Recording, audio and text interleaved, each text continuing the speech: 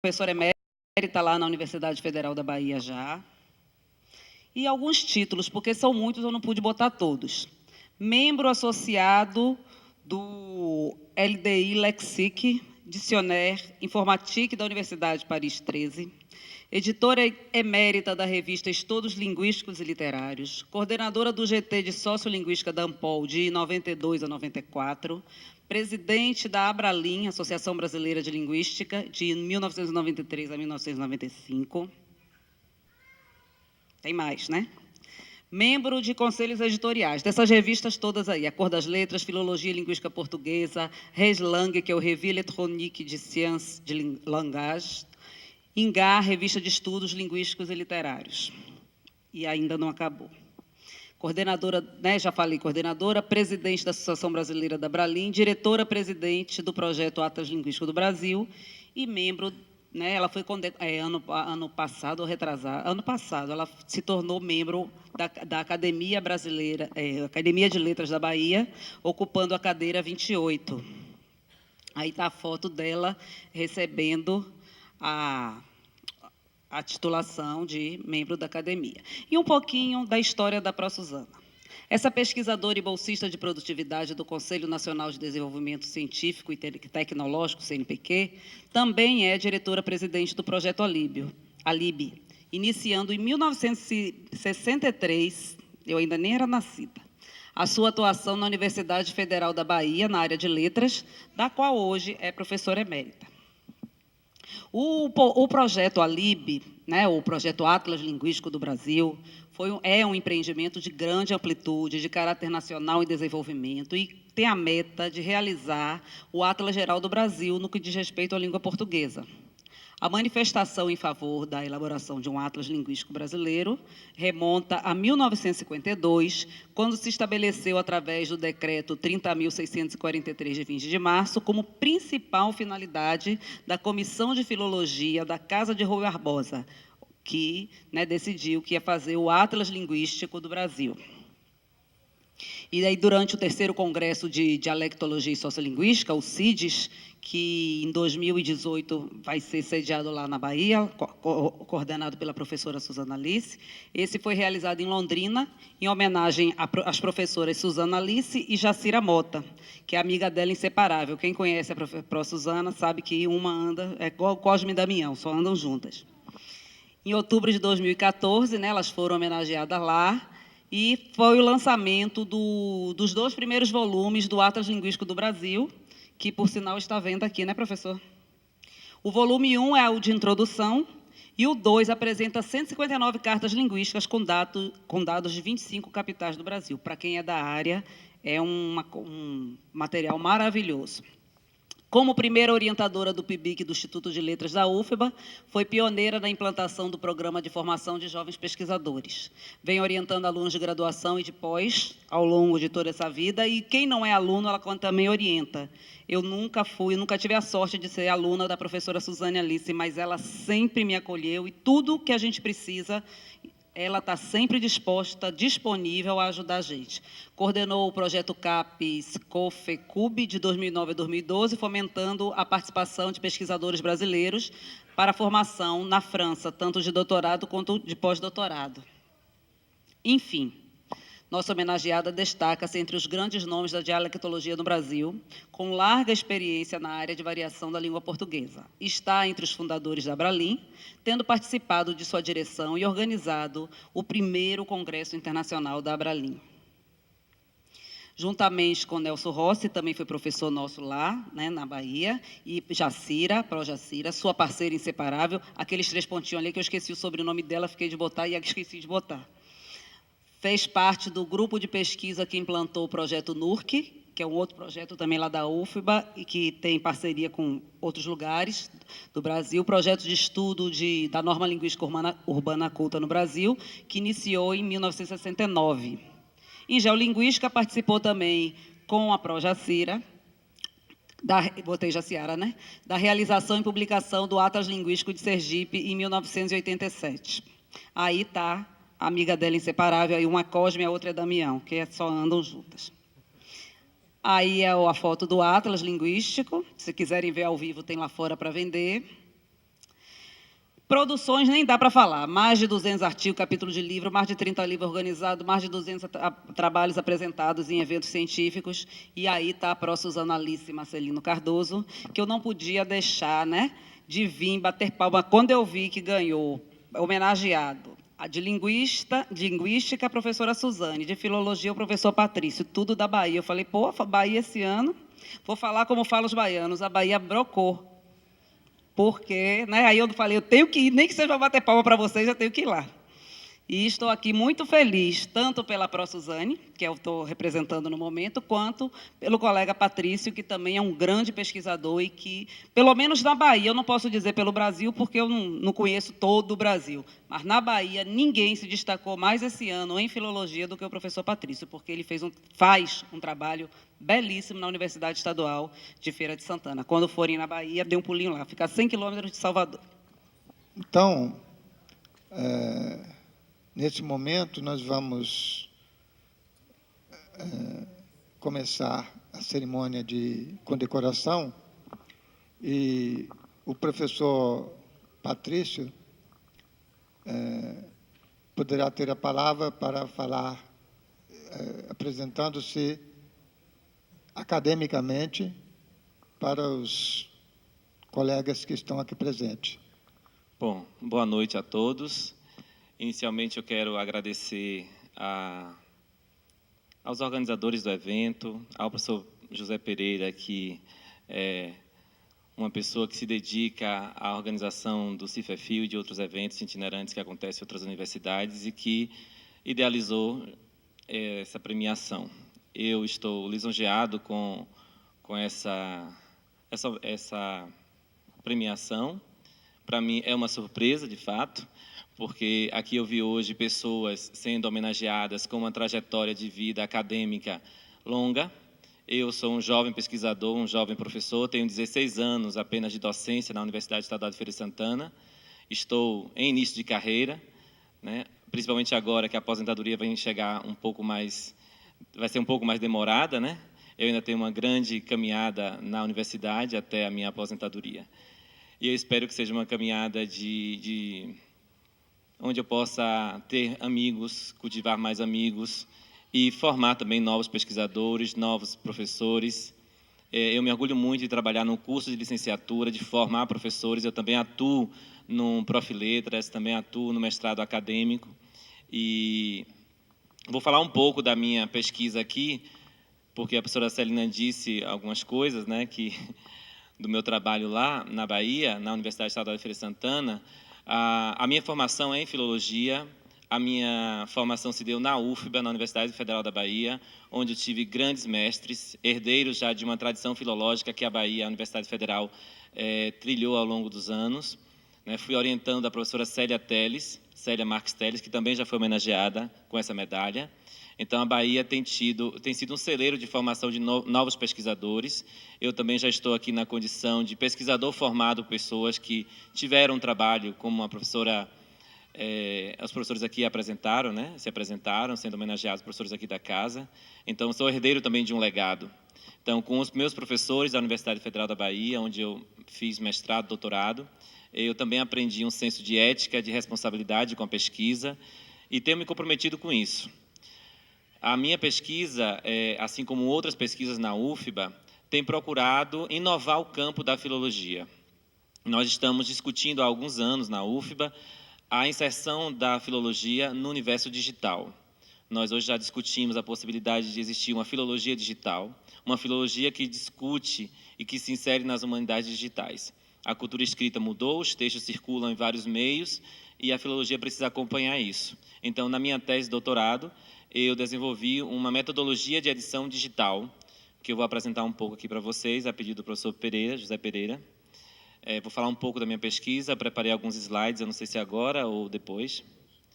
Então, eu quero, nesse momento, apenas agradecer, me sinto honrado por estar aqui, recebendo essa premiação.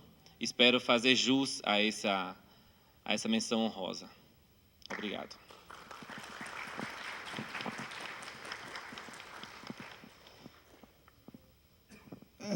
Eu convidaria agora a professora Marilene e o professor José Mário para fazermos a condecoração da professora Suzana na pessoa física da professora Celina Abad.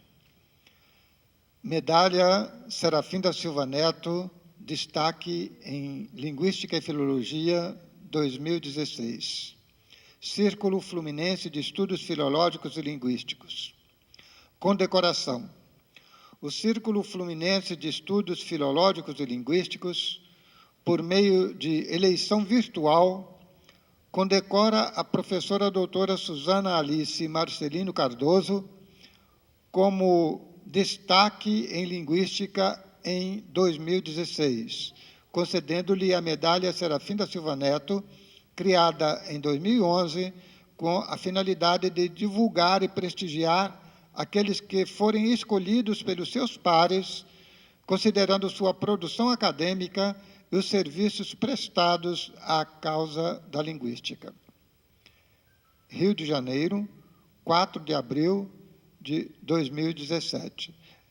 Apesar de o evento estar acontecendo aqui, a sede do Círculo é no Rio de Janeiro, então a homenagem fica datada como sendo do Rio de Janeiro. Então, a professora Marilene vai entregar o diploma de condecoração à professora Celina e o professor José Mário vai colocar-lhe a medalha para concluir essa cerimônia.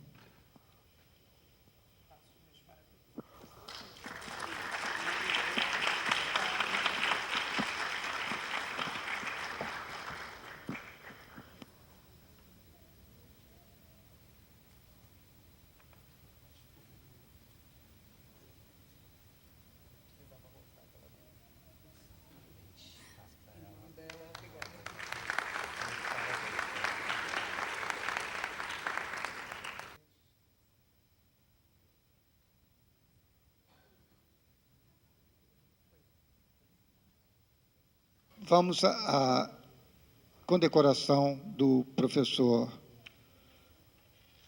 Patrício Nunes Barreiro e convido a professora Liliane Barreiros para colaborar na sessão de condecoração do professor Patrício.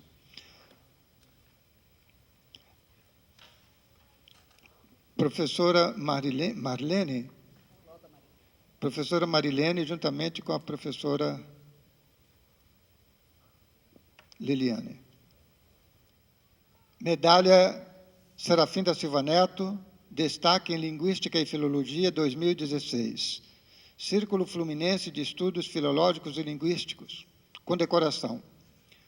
O Círculo Fluminense de Estudos Filológicos e Linguísticos, por meio de eleição virtual, condecora o professor Dr. Patrício Nunes Barreiros como destaque em Filologia em 2016, concedendo-lhe a Medalha Serafim da Silva Neto, criada em 2011, com a finalidade de divulgar e prestigiar aqueles que forem escolhidos pelos seus pares, considerando sua produção acadêmica e os serviços prestados à causa da filologia. Rio de Janeiro, 4 de abril de 2017. Então,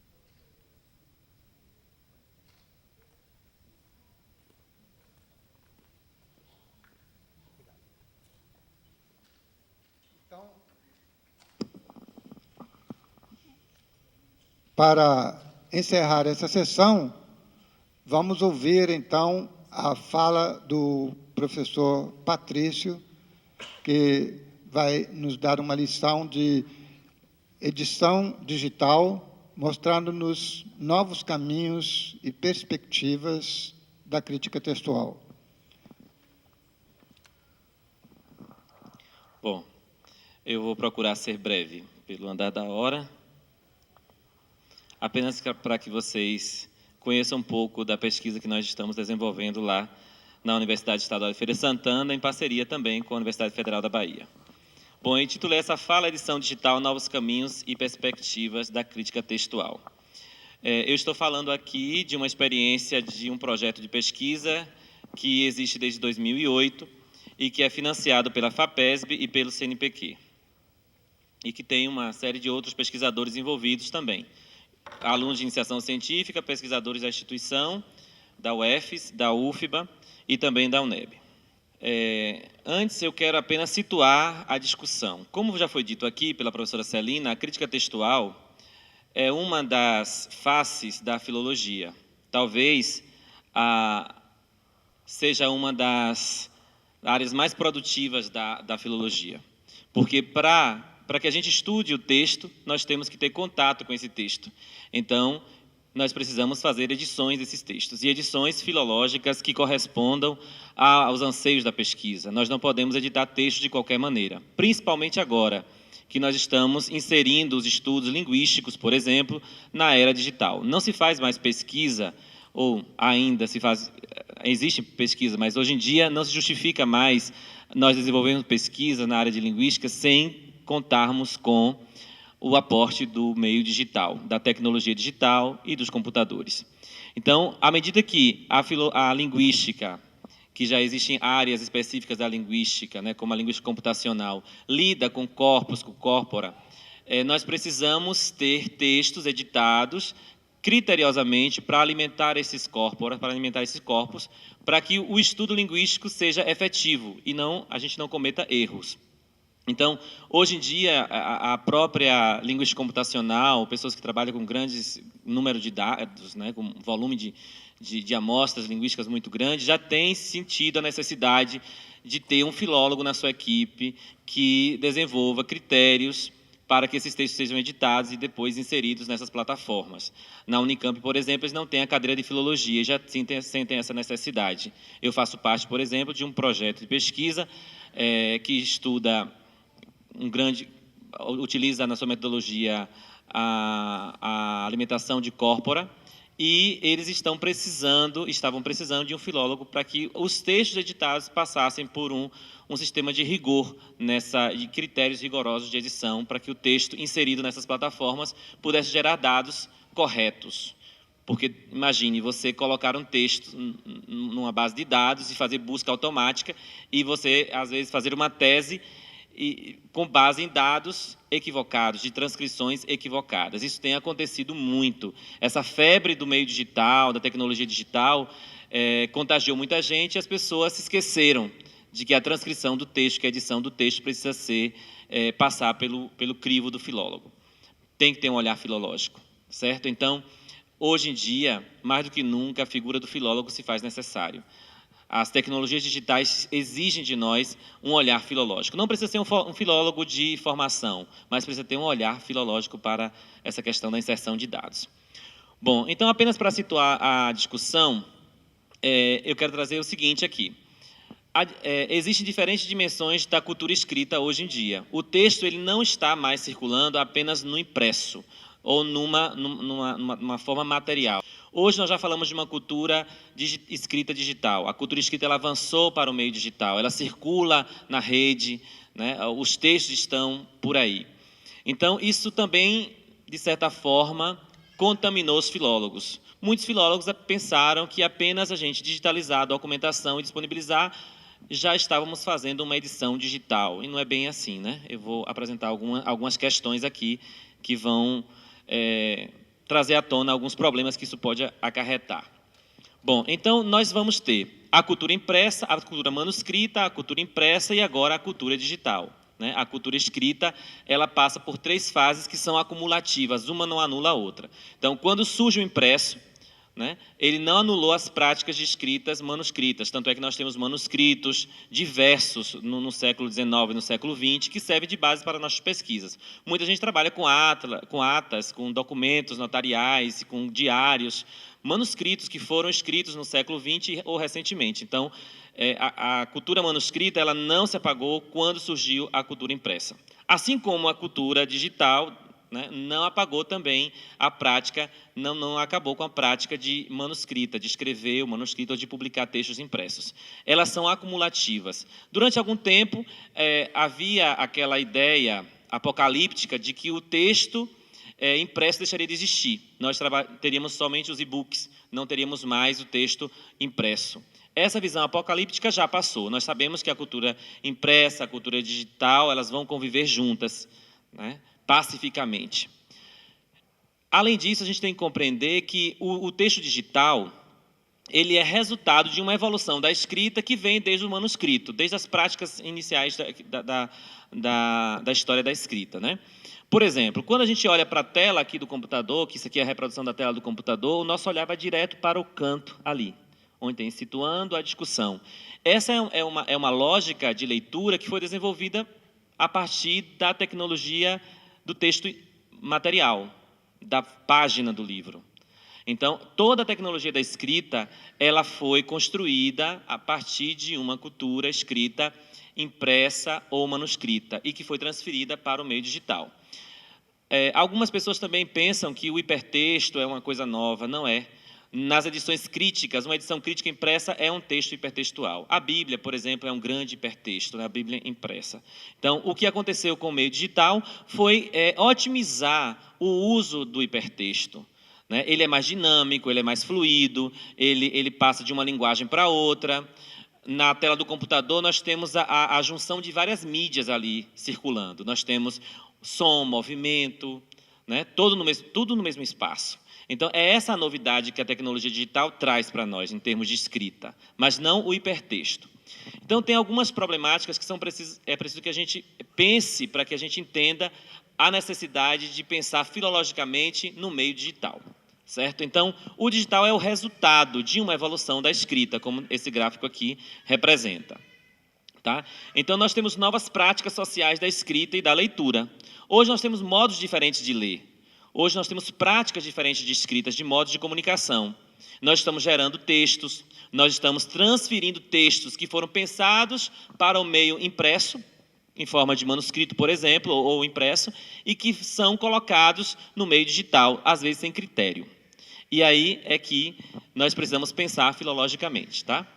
Então, independente da técnica utilizada em sua produção, cada texto é um construto linguístico, mas, sobretudo, um evento cultural e histórico com identidade própria. Essa é uma ideia também que está lá em Chartier. Ele vai dizer que todo texto tem uma história própria.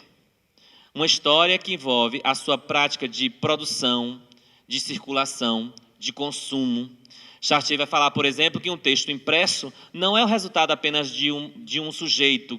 A ideia de autoria que nós temos, que às vezes nós pensamos que o autor intelectual do texto é o único autor do texto, e não é bem assim. O texto, quando ele está impresso, por exemplo, os textos que eu trabalho são textos produzidos em tipografias manuais. Então, o Eulalio Motta datilografava, corrigia, datilografava de novo, mandava para o tipógrafo, que fazia a composição tipográfica, que tem toda uma arte tipográfica. Esse texto passava por uma nova configuração. E depois era impresso.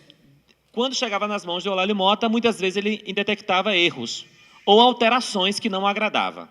Então, isso é uma prova de que o autor do texto não é só aquele que o idealizou, porque o texto que está impresso ele é resultado de várias mãos. Então, a gente tem que começar a pensar um pouco nisso também. E no meio digital isso também não vai ser diferente, não. Essas citações estão no meu livro, no livro que eu publiquei com a minha tese, resultado da minha tese de doutorado. Então, os suportes e as tecnologias de produção e difusão da escrita têm seus próprios códigos. E em cada tempo e lugar, a escrita teve diferentes significados, relacionados a práticas sociais específicas. Nesse sentido, pode-se dizer que em todo texto operam 3 códigos simultaneamente: o linguístico, o bibliográfico e o contextual. Ou seja, durante muito tempo a filologia se preocupou apenas com o código linguístico. Às vezes, a gente pega um documento do século XIX, faz uma transcrição desse texto, semidiplomática, qualquer que seja, com foco apenas no código linguístico. Mas aquele documento, ele tem uma caligrafia específica, ele tem toda um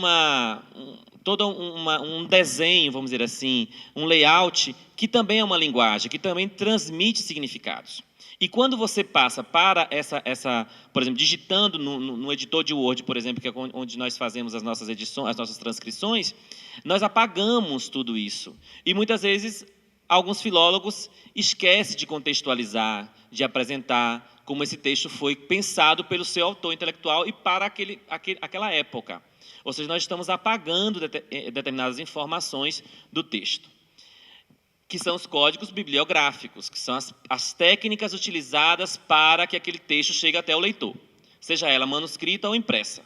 Nós sabemos que existem várias técnicas de edição, de publicação de um texto. Por exemplo, como eu falei, as tipografias manuais, elas têm uma técnica. A tipografia durante o século XX inteiro, 19, 20, era uma técnica, existiam escolas de tipógrafos, existia toda uma ciência em torno disso, que estudava o layout, o design, dos tipos de letra. Às vezes, quando a gente abre o Word e vê ali Garamond, Times, a gente nem pensa que aquilo ali são famílias tipográficas, né? Desenhos que foram desenvolvidos de layout de tipos de letras que foram desenvolvidos ao longo da história. Nós acabamos apagando essa história, né? E também os contextuais. O texto ele foi pensado para um grupo social, numa determinada época. Cabe ao filólogo fazer as suas considerações a respeito disso. Mas, muitas vezes, isso não é visualizado pelo leitor. Por mais que na introdução de uma edição você apresente o texto, o leitor vai ler um texto muito diferente daquilo que foi pensado para os leitores daquele tempo. Então, como preservar esses códigos numa edição? É a primeira pergunta que eu me fiz lá atrás, quando eu comecei a pensar em edições digitais. Os textos não são apenas códigos alfanuméricos, inscritos em superfícies capazes de conservar seus significados inalterados, independente das circunstâncias materiais a que eles estão sujeitos. Ao mudar os códigos bibliográficos e linguísticos, os sentidos dos textos são naturalmente alterados. Além disso, toda edição de um texto reconfigura seu contexto de produção, circulação e apropriação. Você produz para novos leitores, você traz para outro contexto. Eu trouxe aqui um desenho, uma imagem, não sei se ficou muito legal, mas, assim, por exemplo, aqui é um texto do Eulálio Mota e do Jorge Amado. Eulálio Mota e Jorge Amado foram amigos, então publicaram muita coisa juntos. E aqui é um texto que foi 2 poemas, 2 epigramas que foram publicados na revista A Luva, na década de 20. Eulálio escreveu uma parte, né? Eulálio escreveu a Uma Feia e o Jorge Amado a Uma Bonita. Sim, Jorge Amado também foi poeta. Quer dizer, a historiografia literária não dá muito conta disso, porque quem vai revelar isso são os acervos de escritores como o Eulálio Mota, por exemplo.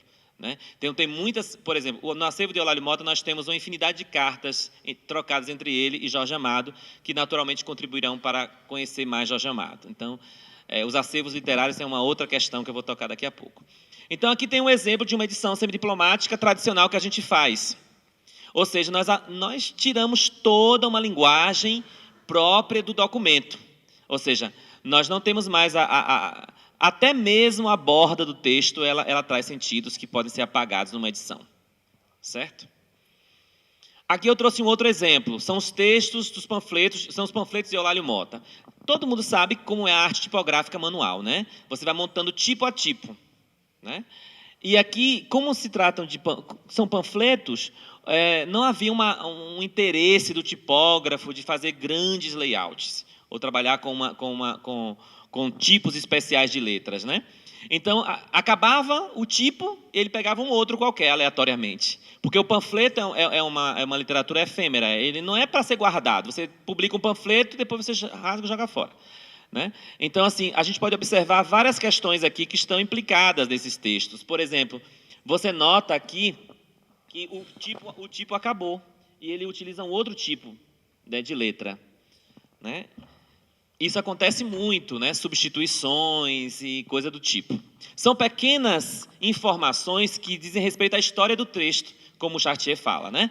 Quer dizer, cada texto tem sua história e precisa ser preservada. E esses elementos são coisas que podem interessar, pode não interessar a um linguista, a alguém que estuda o léxico, mas pode interessar a outros pesquisadores. E o filólogo tem que pensar de modo global, né? Não pode ficar pensando apenas numa